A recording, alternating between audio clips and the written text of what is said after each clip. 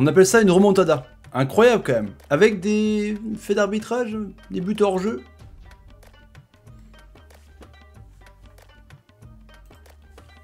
Salut à tous, footeuses et footeux de famille, c'est Thomas, 3-2 pour Monaco, vous rêvez pas. Un doublé d'Mbappé, il aurait pu avoir un triplé, on va revenir là-dessus, j'ai quelques arrêts sur image, évidemment. Un doublé de Kevin Volland, dont une passe D de Fabregas et un penalty de Fabregas, incroyable chez Fabregas.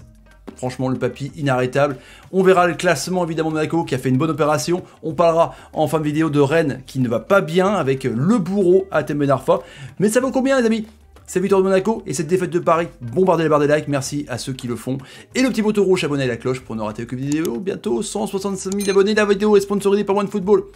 Bim, bim, il n'y a pas eu de tête, je crois pas. Hein. Première application mondiale de football gratuite et téléchargeable sur iOS et Android. Le lien est en description, on commence par l'article de OneFoot, comme d'habitude avec Erwan Simon que je salue. Incroyable retournement de situation à Monaco. 2-0 à la mi-temps, potentiellement 3-0, voire même 4-0 avec les buts refusés. Je vous en parle avec le hors-jeu de Moïse Kean, le petit piqué de Mbappé. Il y avait hors-jeu sur au moins un des deux, les amis, hein, évidemment. Mais Paris a ronronné et puis Fabregas a tout changé, hein, les amis. Et le changement aussi avec Thiago Henrique, hein, il disait pas au revoir, non, il a été fantastique sur le côté gauche avec le remplacement du transparent Fodé Ballo-Touré qui est vraiment... bidon depuis qu'il est parti de Lille en tout cas. Et voilà, Fabregas, je sais pas, c'est un joueur qui peut jouer dans un fauteuil avec un niveau Ligue 1 comme ça, en numéro 6, mais là il était numéro 10 derrière l'attaquant, et puis Volland a été renard de surface quoi, comme on demande. Ben Yedder, Volland, il était pas là Ben Yedder à l'écran, il avait le Covid. Mais quand ces deux joueurs seront là, avec un Fabregas, avec un Golovin qui va revenir, Monaco peut prétendre clairement au top 5. Dites-moi en commentaire ce que vous pensez, les petits frérots. Et pourtant, ça fait bien démarrer. Avec le triplé, Mbappé était à 100 buts. Énorme quand même à 21 ans, avec en plus un hat-trick, un piqué, donc il est évidemment refusé. Mais ce que je comprends pas, c'est que comment c'est que tu tiens pas 2-0? Pourquoi tu tiens pas un score à ton avantage quoi? Qu'est-ce qui s'est passé à la mi-temps? Est-ce que Tourelle a complètement perdu son vestiaire? Pas possible quand même, franchement. Tu domines, Monaco fait pas grand-chose, tu les écrases presque, et puis là, ils s'endorment tous, après les 45 minutes bonnes de Paris, un Rafinha énorme, un Danilo enfin à son poste énorme, Kipembe a fait des erreurs en fin de seconde période, il a pu prendre un rouge d'ailleurs, un Diallo qui a pris un rouge sur le penalty, on va voir un petit peu les images aussi pour savoir s'il y a penalty ou pas, et puis un Volland qui a mis du temps à se mettre en place, et puis voilà, il marque des buts. Kevin Volland, c'est un bon joueur, c'est un renard de surface, il marque 2 buts en renard, et encore il y a une occasion où il y avait Fabregas devant qui aurait peut-être pu marquer un 3-2 avant le penalty évidemment, et là donc il trompe Keylor Navas tranquillement, voilà, il fait un petit temps d'arrêt. Franchement, je sais pas trop quoi dire sur Paris, parce que Paris a perdu contre Leipzig. Bon, a gagné contre Rennes largement au parc. Là, ils perdent. Il y a un match capital mercredi, les amis, pour Paris. Mardi, pardon. Mais franchement, c'est chaud. Hein, parce qu'en fait, on dirait que le coach, il a pas la main mise sur ses attaquants ou sur ses joueurs. On dirait que c'est libre au choix. Neymar est rentré transparent, mais après, il revient de blessure. Pablo Sarabia, c'est transparent.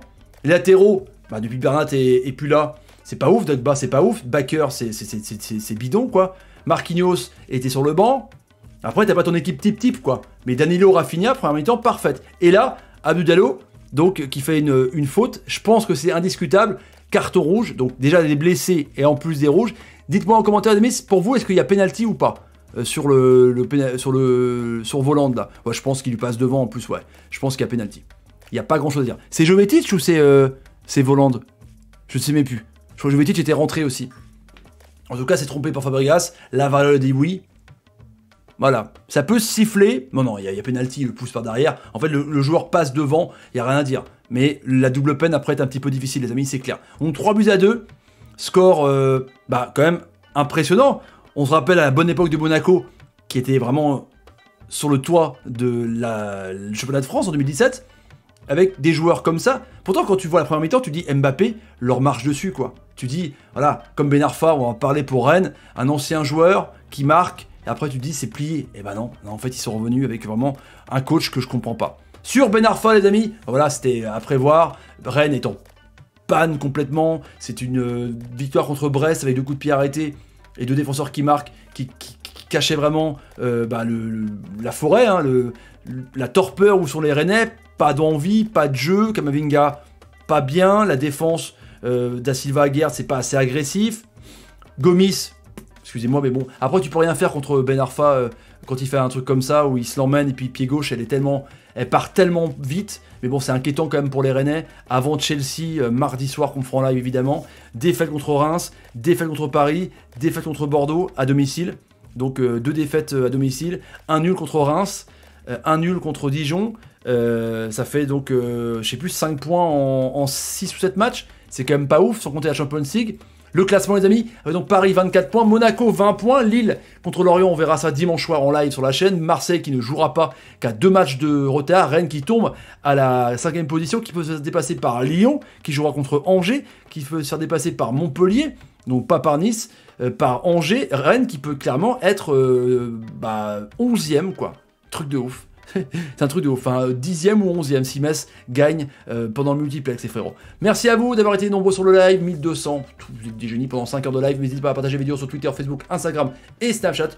Est-ce qu'il y avait donc un hors-jeu sur Moiskin? Ah oui, les hors-jeux, ah oui, le hors-jeu sur le petit piqué de Mbappé, il y avait hors-jeu, et le hors-jeu de Moiskin, je pense qu'il n'y avait pas hors-jeu, voilà. En tout cas, on n'a pas vu la ligne. On n'a pas vu le révélateur. La VAR était en PLS. Merci les amis, j'avais oublié. Le petit like qui va bien. Salut, salut, salut, salut, et salut. Et bravo à Monaco quand même, parce que franchement c'est une belle victoire. Et bravo à Bordeaux. Dédicace à Sneaky.